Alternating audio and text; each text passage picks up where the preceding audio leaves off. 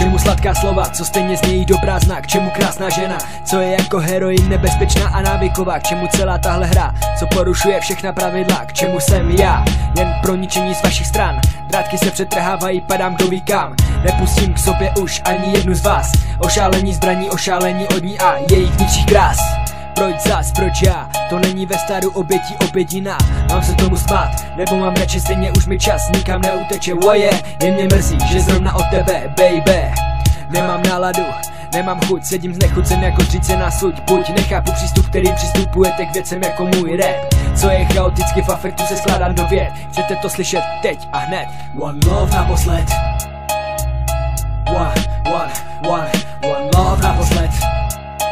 Už nikdy víc. One love naposled. Yo, one love naposled. Smůla mě provázej, tak jako keci ve stylu, jaký jsem bake, prizlej a odpornej. Tak to jsem asi já, Little L, pro všechny, komu se zdám bezcennej. Bolavé nohy z manéže odcházej, ulehám na postel úplně vyřízený a strhanej. Dívám se na měsíc, je nádhernej, co by jsem dal za to, aby si tu mohla bejt. Ale ne, je tady něco, co říká stát, zapomnění na to, co chcem vlastně udělat.